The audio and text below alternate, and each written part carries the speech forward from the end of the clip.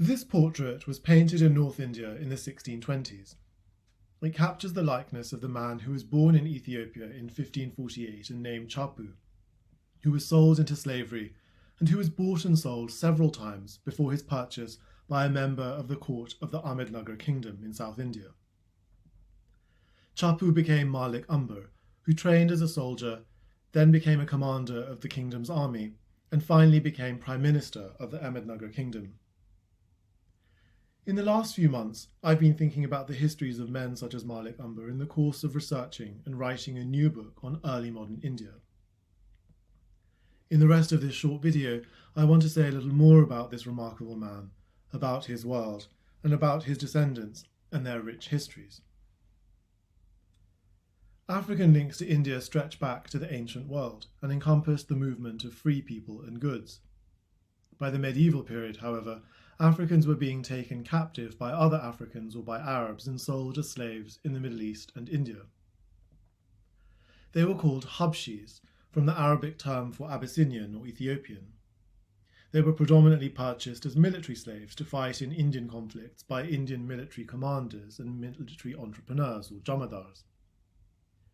In the early modern period, the Portuguese, Dutch, and some Gujarati merchants also joined in this trade.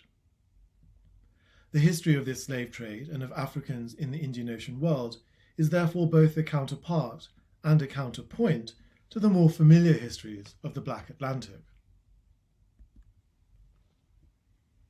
This picture from about 1680 is from the Bijapur Sultanate in South India.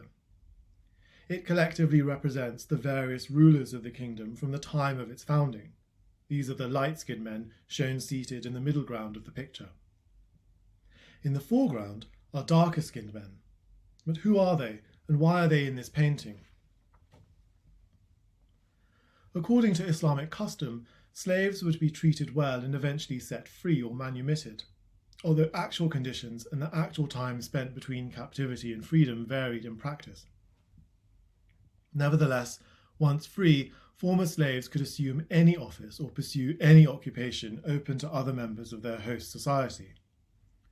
Some rose through the ranks to occupy a number of positions within the elite of Indian society, as a number of historians have shown. Take, for example, Ikhlas Khan, a Habshi who rose to the very top, becoming Prime Minister of the Bijapur Sultanate. The decision to incorporate such men in the picture is testament to the role of Africans and their prominence within the kingdom.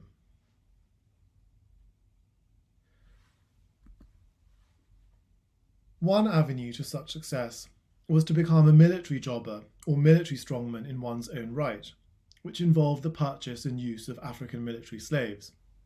Such was Malik Umber's career. In this grisly picture, we see Jahangir, the ruler of the Mughal Empire, shooting an arrow at the disembodied head of none other than Malik Umber.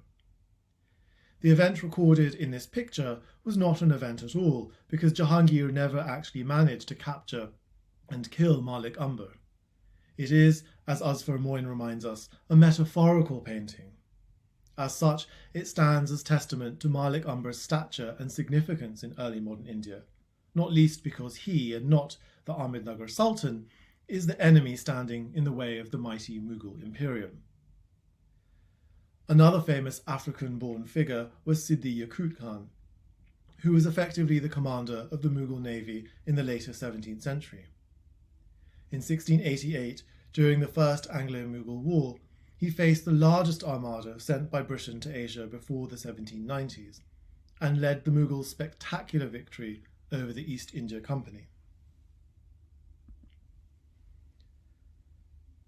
The descendants of these and countless other Africans can today be found in the Indian regional states of Gujarat and Karnataka, and in the major Indian cities of Mumbai and Hyderabad.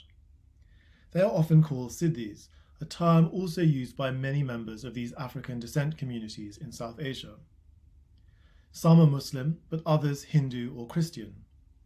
Some take pride in their distinctive history and identity, and think of themselves as belonging to a distinct jati or caste, and thus avoid marriage outside their community. Some have even avoided integration with later waves of African migrants to South Asia. But there are also signs of attempts to form organisations to unite the dispersed pockets of Siddhis across the Indian subcontinent, and even efforts to forge links to a larger pan-African or Afro-global imagined community. If you'd like to read more deeply into these histories, why not take a look at some of these books and articles?